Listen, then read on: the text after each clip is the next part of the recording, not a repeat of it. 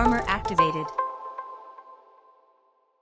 Greetings riders, welcome to the BluArmor app setup guide for the BluArmor C10. In this video, we will walk you through downloading and installing the app, connecting a C10 device, and navigating through key features and managing updates and settings. Let's begin. To get started, open the App Store on iOS or the Google Play Store on Android. Search for BluArmor, then download and install the official app by BluArmor. Once installed, open the application. Now let's connect your C10 device. Ensure your C10 is powered on and already paired to your phone via Bluetooth. When you open the BluArmor app, it will automatically scan for connected BluArmor devices and connect to your device. Once connected, you will be taken to the home screen of the device.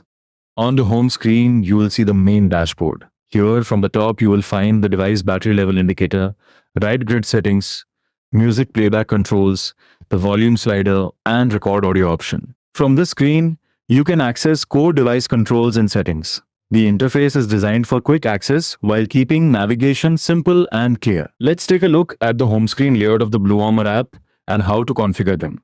The first option you'll see is Ride Grid. You can toggle Ride Grid on or off directly from here. If you tap on the group name, it will take you to the active group page where you can see the participants. From there, you can navigate to the My Groups page to change groups, create groups, and manage them. The next option on the main dashboard is Music Playback. This shows if music is playing, and you can play or pause music as well as skip tracks. Below this is the volume slider, which allows you to configure the volume for every audio source on the device. The main dashboard will display the volume of whatever mode is currently active.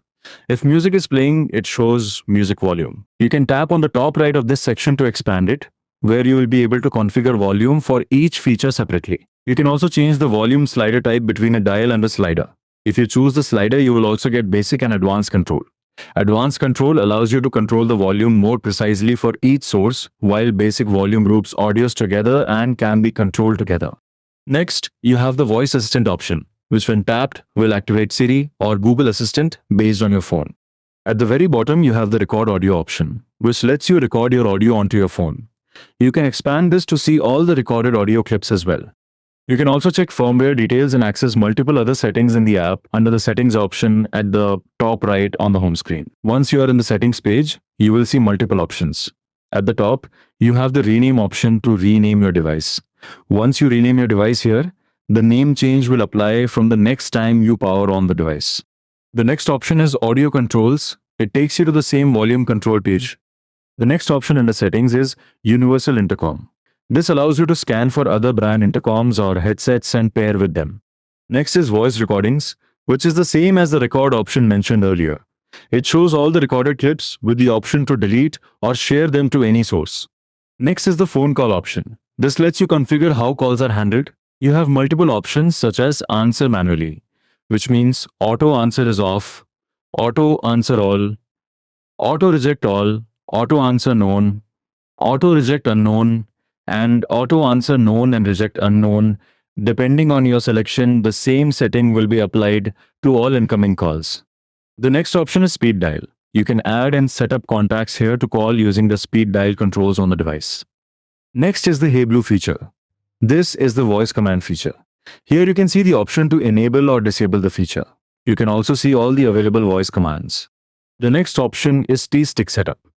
When you open this, it will ask you to power on the T-Stick and start scanning. Once the T-Stick is connected, it will display the controls. You can select the orientation of the T-Stick based on how it is mounted on your bike, and you also have the option to map the MFB button as the primary click.